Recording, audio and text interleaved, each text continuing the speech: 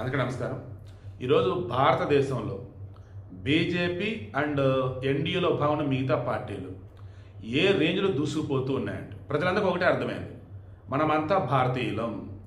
Majority వర్గీయులు ఉన్నటువంటి హిందువులు ఎవరైతే ఉన్నారో వాళ్ళు నిజమైనటువంటి లౌకికవాదులు. అలా కాకుండా నేను ముస్లిం అని చెప్తూ హిందువుల మీద దాడులు చేయడం, నేను క్రిస్టియన్ అని చెప్తూ మత మార్పులు చేయడం, హిందువులు దూషించడం, ఇలా ఉన్నటువంటి వాటిని చూసి తట్టుకోలేకపోతాం జనాలు. ఇక దాంతో వారు వన్ సైడ్ అన్నట్టుగా అయిపోతుంది. అలా ఈరోజు బీహార్లో ఎన్డీఏ దూసుకుపోయింది. గిరిరాజ్ సింగ్ కేంద్ర శాఖ మంత్రి, కేంద్ర మంత్రి ఆయన వచ్చేసి ఒకటే, నెక్స్ట్ టార్గెట్ పశ్చిమ బెంగాల్, దీని కాచుకో, పశ్చిమ బెంగాల్లో మీ పార్టీ దారుణంగా ఓడిపోయింది అన్నాడు. ఆల్రెడీ స్పెషల్ ఇంటెన్సివ్ రీజన్ అని చెప్పేసి సార్ అది నడుస్తూనే ఉంది కదా. దాని ప్రకారం బీహార్ ఉన్న దొంగ ఓట్లు మొత్తం ఏరేశారు. ఇప్పుడు పశ్చిమ బెంగాల్ ఏరుతూ ఉంటే ఓరు బాబోయ్ లక్షల్లో రోహింగ్యాలు కనపడుతున్నారు.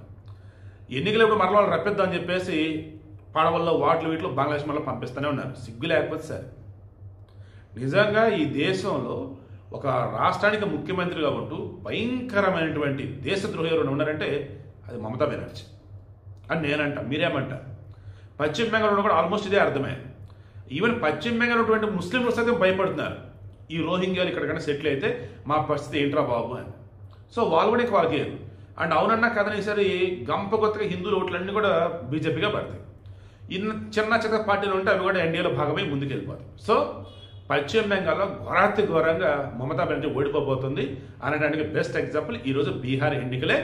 ఎన్డీఏని ప్రజలు నమ్ముతున్నారు, ఎన్డీఏని సొంత పార్టీని కొన్నారు, ఎన్డీఏని నిజమైన జాతీయ పార్టీ, జాతీయ కూటమి అనుకుంటూ ఉన్నారు. నేను అదే నమ్ముతున్నాను. మీరేమంటారు కింద కామెంట్లో తెలియచేయండి.